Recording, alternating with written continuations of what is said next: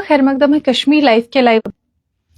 آج انڈیا نے ایک ایڈوائزری جاری کی جو انڈین سٹیزنز ایران میں ہیں ان کے لیے. اس ایڈوائزری میں بتایا گیا جو انڈیا نے اس سے پہلے ایک ایڈوائزری جاری کی ہے اسی کا رینیول ہے.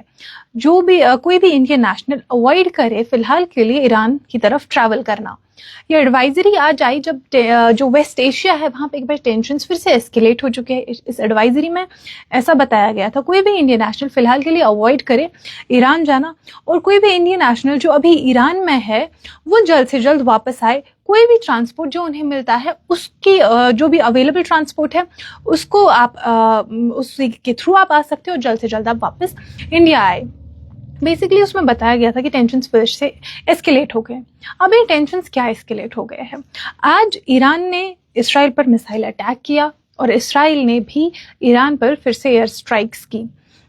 یہ بیسکلی جب 8 اپریل کو سیز فائر اناؤنس ہوا تھا ایران اور اسرائیل کے بیچ میں, جو پہلے انیشیلی تو 2 ہفتے کے لیے تھا, اس کے بعد آج ایک پہلا ہم کہہ سکتے ہیں ایک میجر اٹیک ہے ڈائریکٹلی ایران اور اسرائیل کے بیچ میں. بٹ آن اینڈ آف اس ریجن میں ٹینشنز کبھی پوری طریقے سے ڈی ایسکیلیٹ نہیں ہوئے. آن اینڈ آف کوئی نہ کوئی ایسی خبریں آ ہی رہی تھی, اور آج ایسا ہم کہہ سکتے ہیں 8 اپریل جب سیز فائر اناؤنس ہوا تھا اس کے بعد پہلا ایسا میجر اٹیک تھا جہاں پہ ایران نے جو اسرائیل پر میسائل اٹیک کیا اور اسرائیل نے بھی ایران پر پھر سے ایئر اسٹرائکس کی.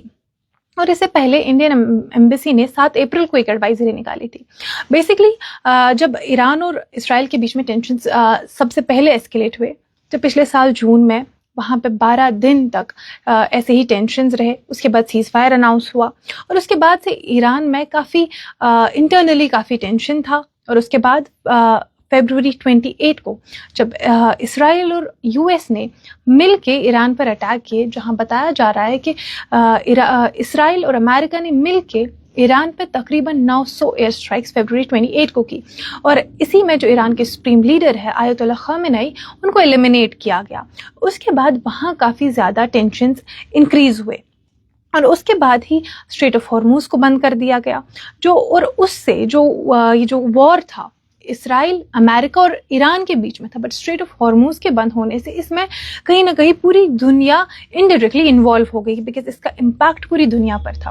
کیونکہ یہ جو آبنائی ہارموز ہے وہاں سے تقریباً دنیا کا 20% آئل ایکسچینج ہوتا ہے, اور اس سے ڈائریکٹلی انڈائریکٹلی پوری دنیا امپیکٹ ہو گئی.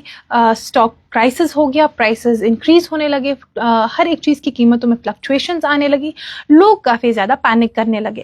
اس کے بعد جو اسرائیل امریکہ اور ایران کے بیچ میں دونوں طرف سے اٹیکس اسٹرائکس ہو رہے تھے, اور اس کے بعد کیا ہو گیا کہ 8 اپریل کو سیز فائر اناؤنس کیا گیا. اور اس سے پہلے بیسکلی جو یو ایس پریزیڈنٹ ہے ڈونلڈ ٹرمپ, اس نے اپنے ٹروتھ سوشل اکاؤنٹ پر ایک پوسٹ کیا, "A whole civilization will die tonight."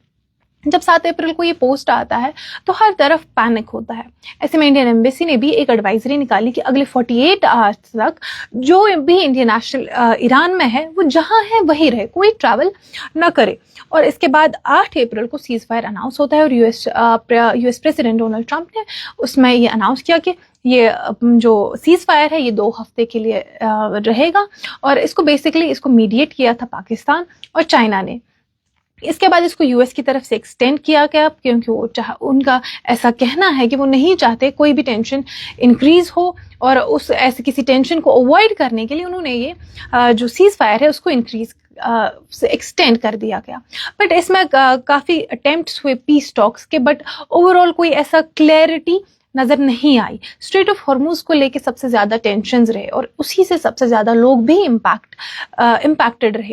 Street of ہارموز Iran نے اوپن نہیں کیا, سلیکٹیولی کچھ شپس کو وہاں سے جانا الاؤ کیا جا رہا تھا, اس بیسس پہ کہ جو کوئی بھی کنٹری ہے اگر وہ ایران کے جو ایلیز وغیرہ ہیں ان کو الاؤ کیا جا رہا تھا, یا ایران نے اس میں ایک یہ کیا تھا کہ کوئی شپس جن کو وہاں سے جانا ہو ان کو کچھ ٹول پے کرنا ہو, جو بتایا جا رہا اچھا خاصا اماؤنٹ ہے, اور جو بھی کنٹری اپنے شپس کے لیے وہ ٹول پے کرتی ان کو وہاں سے الاؤ کیا جا رہا تھا. ایسے میں جو ڈونلڈ ٹرمپ ہے ان کی ریپیٹڈلی یہ ڈیمانڈ رہی تھی کہ اسٹریٹ آف ہارموز کو کمپلیٹلی اوپن کیا جائے, پر جب ایسا ایران کی طرف سے نہیں ہوا تو डोनाल्ड ट्रंप ने इसकी एंट्री और एग्जिट पॉइंट्स बंद कर दिए और उन्होंने कहा कि इंटरनेशनल वाटर्स है और इसमें ईरान को कोई राइट नहीं है कि वो इसमें टोल चार्ज कर सके। तो ये जो स्ट्रेट ऑफ हॉर्मुज है, अगर अभी हम देखें तो ऐसे इसमें दो रिस्ट्रिक्शंस है, एक तो ईरान की तरफ से और अमेरिका की तरफ से। और इस वजह से जो कॉमन लोग हैं, हम यहाँ पे बैठ के भी इसका जो हम रिपरकशंस है वो हम पर आयद है, बिकॉज पिछले काफ़ी टाइम से फ्यूल प्राइसेस इंक्रीज हो रहे हैं। कहीं ना कहीं बार बार ऐसे र्यूमर्स भी है कि स्टॉक नहीं है, इवन तो एडमिनिस्ट्रेशन ने बार बार कहा है कि स्टॉक का कोई सप्लाई का कोई इशू नहीं है, सप्लाई स्मूथ है, बट प्राइसेस जो है काफ़ी फ्लक्चुएट हो रहे हैं, प्राइसेस इंक्रीज हो रहे हैं। इनफैक्ट जो फ्यूल प्राइसेस है, पेट्रोल डीजल जो पिछले 4 साल से इंक्रीज नहीं हुआ, वो पिछले 2 महीने में ही 4 बार इंक्रीज हो चुके हैं। तो कहीं ना कहीं प्रॉब्लम्स जो है कॉमन लोगों तक भी पहुंच रहे हैं।